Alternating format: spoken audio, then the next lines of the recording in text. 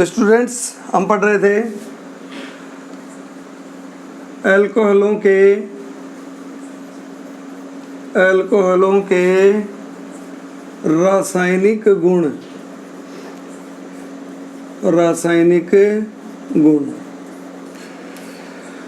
पिछले लेक्चर में हमने पढ़ा है अल्कोहलों का निर्जलीकरण का क्रम भी हमने पढ़ लिया था और क्रम अपने पास कुछ इस प्रकार गया था। निर्जलीकरण के लिए 1 डिग्री अल्कोहल सबसे कम क्रियाशील होते हैं, 2 डिग्री यानी द्वितीयक अल्कोहल उससे अधिक क्रियाशील होते हैं और 3 डिग्री यानी तृतीयक अल्कोहल है वो सबसे अधिक क्रियाशील होते हैं। ये हमने पढ़ा था पिछले लेक्चर में। अब आगे बढ़ते हैं इसी में हम कि जैसे मान लीजिए कि कई बार अपने पास ये आता है CH3 CH CH2 CH3 OH कौन सा हो गए ब्यूटेन 2 द्वितीयक अल्कोहल है। द्वितीयक अल्कोहल ले लें तृतीयक अल्कोहल ले लें, उन्हीं में हमें ज़्यादा करके ध्यान में रखना है। तो यहाँ पर देखिए अगर यहाँ पर हम क्या करवा रहे हैं निर्जलीकरण इसका भी करवा रहे हैं क्योंकि OH तो यहाँ से निकलना है और एक हाइड्रोजन है वो निकटवर्ती कार्बन से निकलना है। जैसे इस OH के साथ क्या जुड़ा हुआ है, ये अपने पास अल्फा कार्बन होता है, हालांकि इसमें बुक में अपने यहाँ पर बताया हुआ नहीं है। ये बीटा कार्बन हो गया, ये भी कौन सा हो गया बीटा कार्बन हो गया। तो निकटवर्ती कार्बन से चाहे ये कार्बन हो चाहे ये कार्बन हो, इन दोनों में से कहीं से भी क्या निकल सकता है, एक हाइड्रोजन निकल सकता है। यहाँ भी हाइड्रोजन निकल सकता है और इधर इससे भी क्या निकल सकता है, हाइड्रोजन निकल सकता है। तो यहाँ पर अगर मान लीजिए दोनों से ही हाइड्रोजन का निष्कासन अगर हो रहा हो तो 2 प्रकार के उत्पाद अपने पास संभव हैं। 2 प्रकार के उत्पाद संभव हैं जिसको हम लिख सकते हैं कि सांद्र H2SO4। हाँ निर्जलीकरण ही करवा रहे हैं अभी भी हम। टेम्परेचर कितना बताया था इसका 443 केल्विन यानी 443 केल्विन टेम्परेचर पर ही क्या होगी एल्किन बनेंगे। अब चलो दोनों को ले लेते हैं। आपको बताया था इधर से भी हाइड्रोजन हट सकता है और इधर से भी क्या कर सकता है हाइड्रोजन हट सकता है। तो कितने संभावित उत्पाद कितने हो गए 2। पहले इसको समझ लीजिए। चलो पहले कार्बन से हाइड्रोजन को हटा दे, कितने बच गए 2। क्या बन गया double bond CH CH2 CH3। हाँ इधर से हट गया H, इधर से हट गया OH, क्या निकल जाएगा H2O। प्लस दूसरी कंडीशन ये भी हो सकती है, ये भी तो हो सकता है CH3 यहाँ से अगर नहीं हटे, यहाँ से OH हट गया डबल बॉन्ड CH2 और CH3, ये उत्पाद भी तो बन सकता है। प्लस क्या निकल जाएगा इसमें से H2O। एक उत्पाद अपने पास बन गया ब्यूट 1 इन सॉरी ऊपर वाला ब्यूट 1 इन। ये कौन सा बनेगा ब्यूट 2 इन। 2 बन रहा है ना, एक ब्यूट 1 इन और एक ब्यूट 2 इन। यहाँ पर ये अपने पास क्या होगा अल्प उत्पाद यानी माइनर होगा। हाँ अल्प ही लिख देते हैं, अल्प उत्पाद होगा जो लगभग 20% बनेगा। ये अपने पास मेजर होगा यानी मुख्य उत्पाद होगा और ये जो मुख्य उत्पाद होगा ये कितना होगा 80% लब्धि इसकी यील्ड होगी। यानी इसकी जो ब्यूटेन 2 का जब अगर क्या करवाया जाए सांद्र H2SO4 की उपस्थिति में यदि इसको 443 केल्विन टेम्परेचर पर अगर हम गर्म कर रहे हैं तो ब्यूट 1 इन यानी 1 ब्यूटीन भी बनती है और 2 ब्यूटीन भी बनती है। लेकिन 1 ब्यूटीन कितने % बनती है 20% और 2 ब्यूटीन जो बनती है वो कितनी बनती है, ये बनती है 80%। यानी यही अपने पास क्या होगा मुख्य उत्पाद होगा। अब बात ये आती है कि ये कम क्यों बनी ये अधिक क्यों बनी, तो कोई लॉजिक तो होगा इसके पीछे। तो उसका कारण यहाँ पर एक वैज्ञानिक ने दिया जिसको हम कहते हैं सैट-जेफ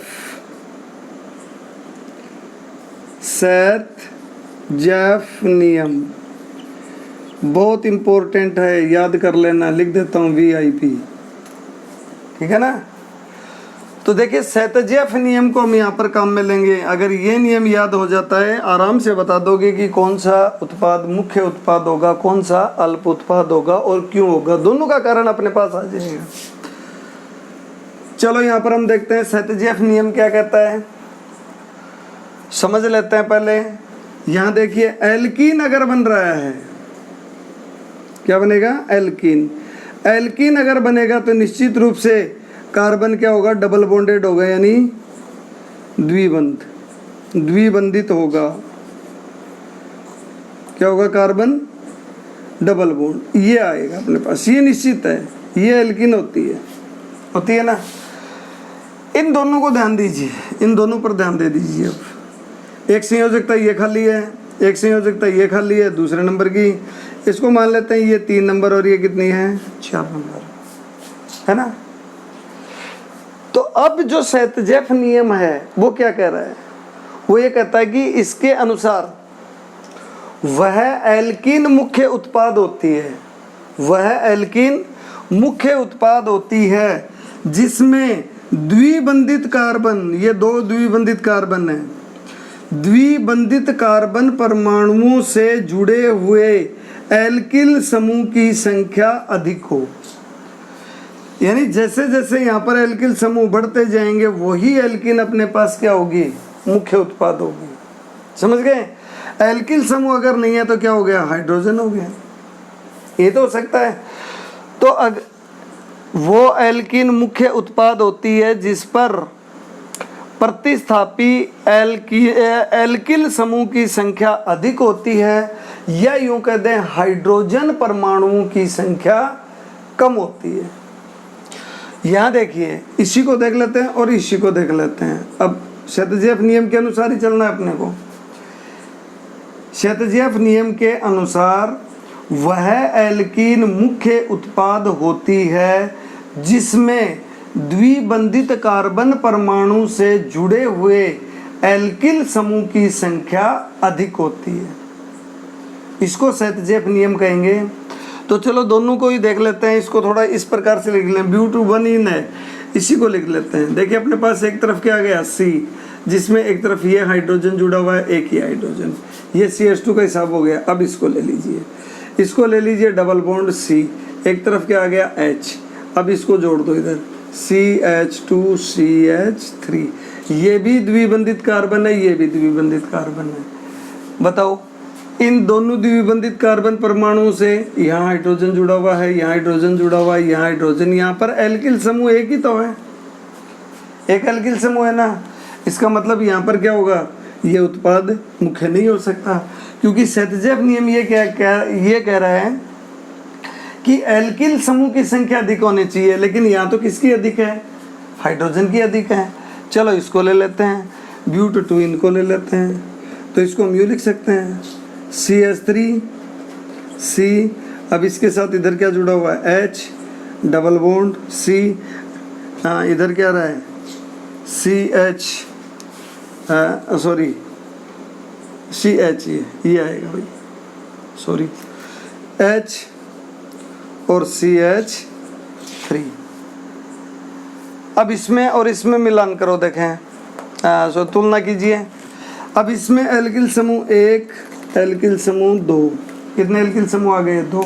इसमें एल्किल समूह कितना आ रहा है, 1 आ रहा है ना।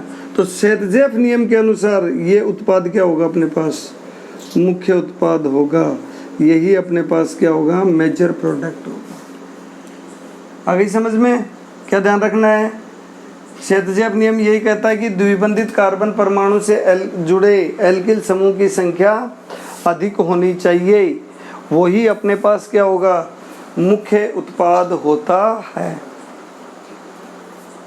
ठीक है, तो ये हो गया सेतजेफ नियम और इसका निर्जलीकरण। चलो नेक्स्ट लेते हैं, इसी में हम सेकंड नंबर लेते हैं। एक तो हो गया एल्कोहलों का निर्जलीकरण, दूसरा लेते हैं हम इनमें विहाइड्रोजनीकरण। नंबर बी में लेते हैं एल्कोहलों एल्कोहलों का विहाइड्रोजनीकरण।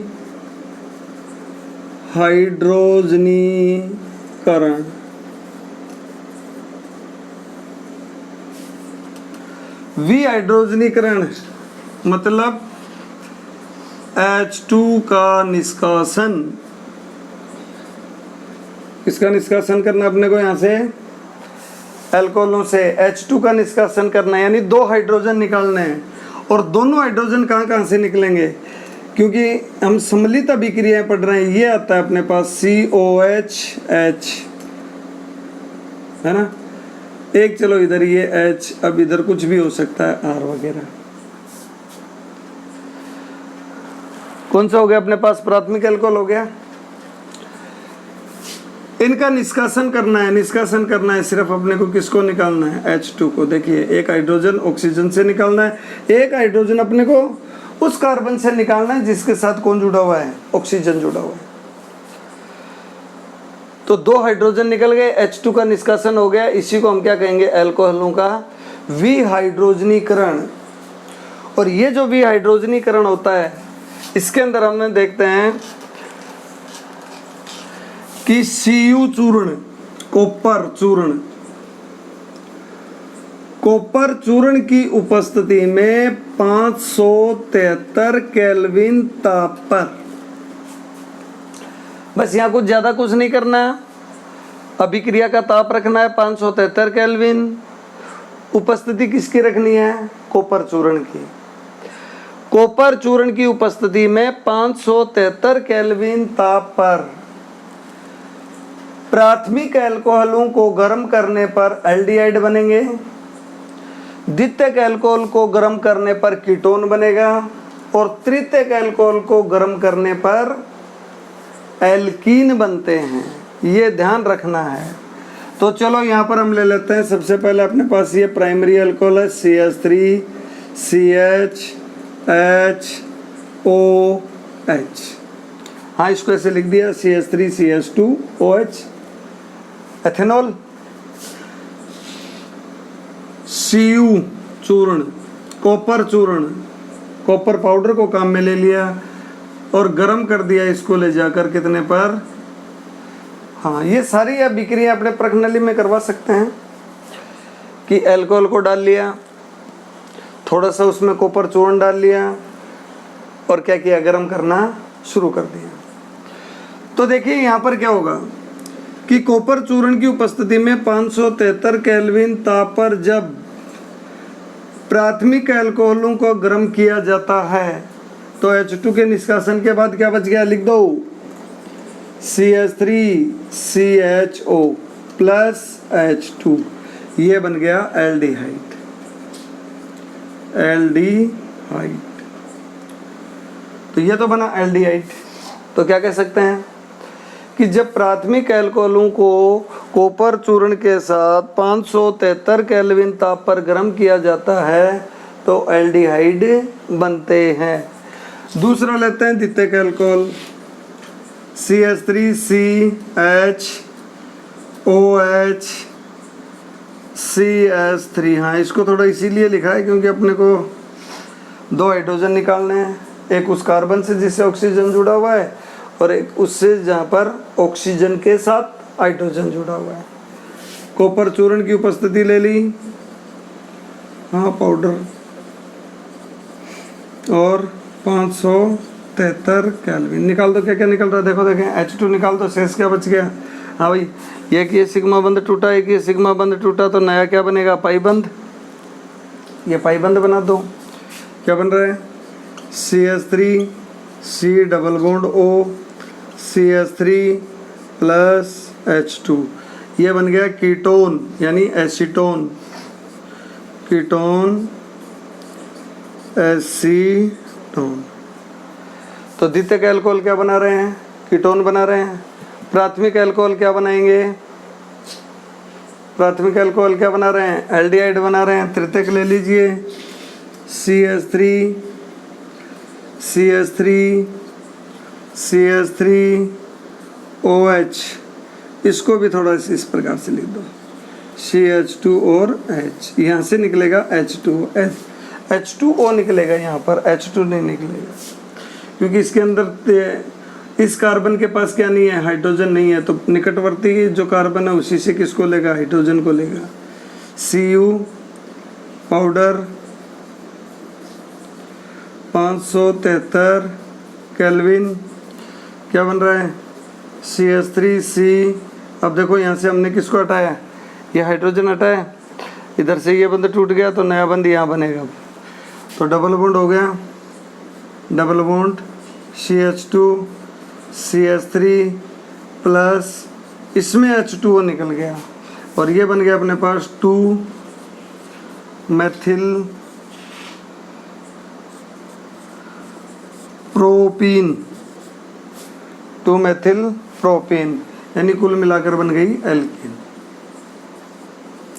चलो एक चीज़ बताओ इसमें आप है, और ये देखिए कि प्राथमिक अल्कोहल किसको बना रहे हैं, एल्डिहाइड को, द्वितीयक किसको बना रहे हैं, कीटोन को, तृतीयक किसको बना रहे हैं, एल्कीन को।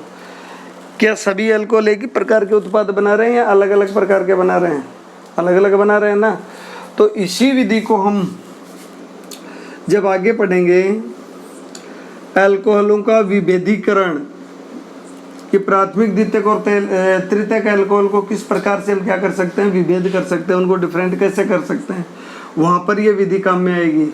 इसलिए इसको हम बता सकते हैं कि इस विधि का उपयोग, यानी अल्कोहलों के विहाइड्रोजनीकरण विधि का उपयोग प्राथमिक द्वितीयक व तृतीयक अल्कोहलों के विभेदीकरण में किया जाता है।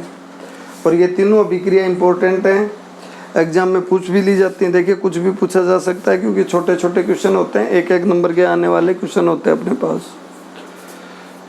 ठीक है भाई, तो ये हो गया अल्कोहलों का विहाइड्रोजनीकरण। नेक्स्ट हम नंबर सी में लेते हैं ऑक्सीकरण।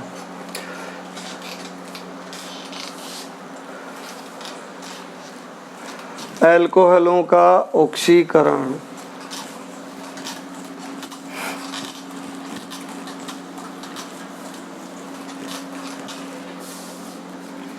नंबर सी में लें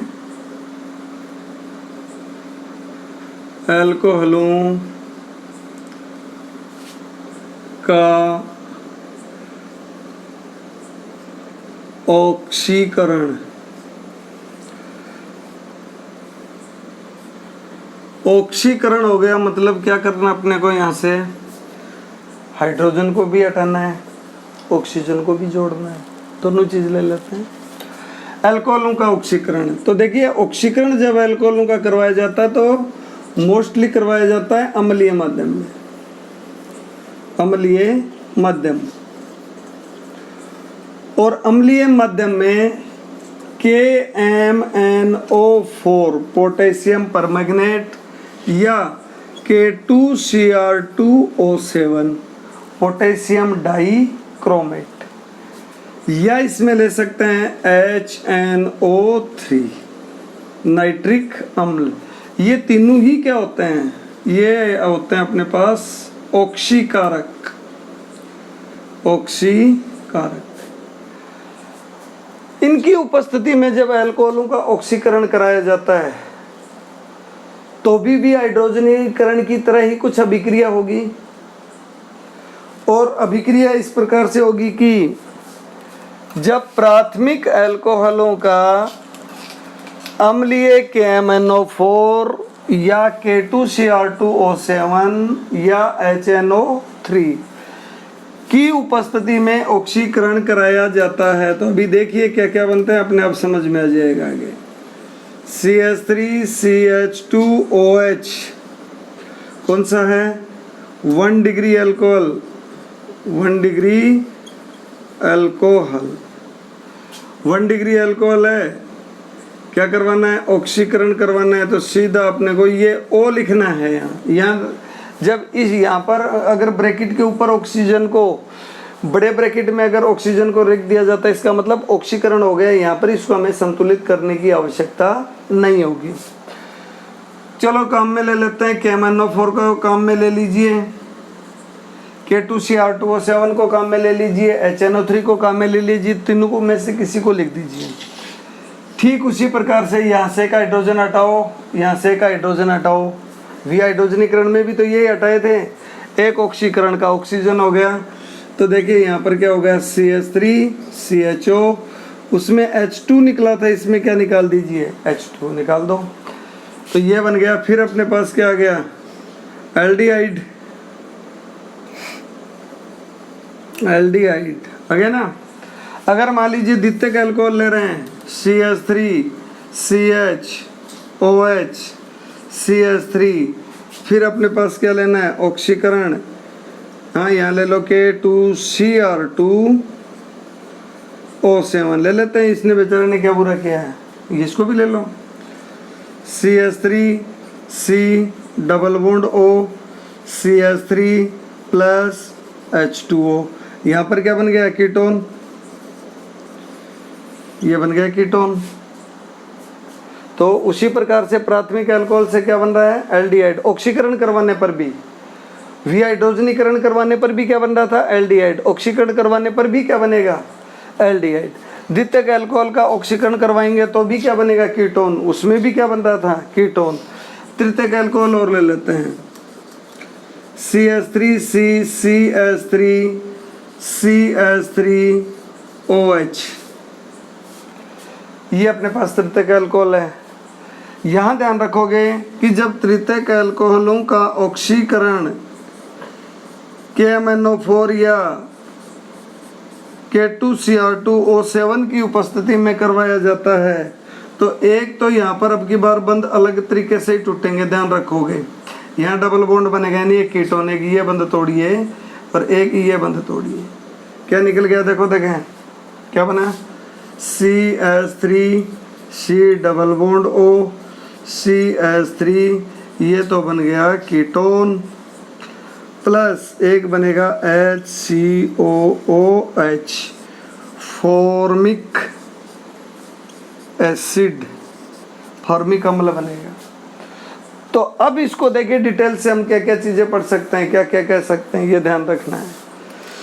तो देखिए यहाँ पर हम कह सकते हैं कि KMnO4 K2Cr2O7 या HNO3 की उपस्थिति में प्राथमिक अल्कोहलों के ऑक्सीकरण से एल्डिहाइड बनते हैं, द्वितीयक अल्कोहलों के ऑक्सीकरण से कीटोन बनते हैं, तथा तृतीयक अल्कोहलों के ऑक्सीकरण से कीटोन तथा कार्बोक्सिलिक अम्लों का मिश्रण प्राप्त होता है। इस विधि का उपयोग भी क्या कर सकते हैं हम, प्राथमिक द्वितीयक और तृतीयक अल्कोहलों के, प्राथमिक द्वितीयक और तृतीयक अल्कोहलों के विभेदीकरण में कर सकते हैं।